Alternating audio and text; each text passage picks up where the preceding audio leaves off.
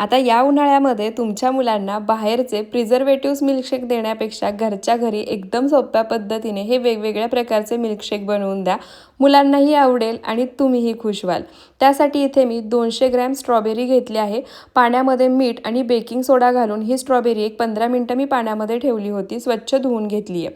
आता या स्ट्रॉबेरीचे अशा पद्धतीने बारीक बारीक काप तयार करून घ्यायचे. सर्व स्ट्रॉबेरी मी याच पद्धतीने कट करून स्ट्रॉबेरीचे लहान लहान काप करून घेते. तर इथे पहा, सर्व स्ट्रॉबेरी मी चिरून घेतली आहे. थोडीशी स्ट्रॉबेरी मी एकदम बारीक अशी कट करून घेतली आहे, ती आपण नंतर वापरणार आहोत. आता ज्या स्ट्रॉबेरीचे मोठे काप करून घेतले आहेत ना, ती स्ट्रॉबेरी मिक्सरच्या भांड्यामध्ये काढायची. त्यामध्ये 2 स्पून व्हॅनिला आईस्क्रीम घालायचं. तुम्हाला जर हवं असेल तर त्याऐवजी तुम्ही स्ट्रॉबेरी आईस्क्रीमसुद्धा वापरू शकता.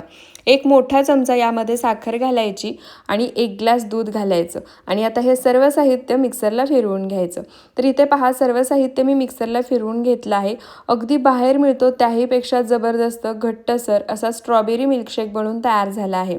मस्त ग्लासमध्ये सर्व करायचा. वरून आणखी एखाद स्पून यामध्ये व्हॅनिला आईस्क्रीम किंवा स्ट्रॉबेरी आईस्क्रीम घालायचं आणि जे स्ट्रॉबेरीचे आपण छोटे छोटे काप तयार करून घेतले होते ते वरून घालून गार्निश करायचं. परफेक्ट असा स्ट्रॉबेरी मिल्कशेक तयार.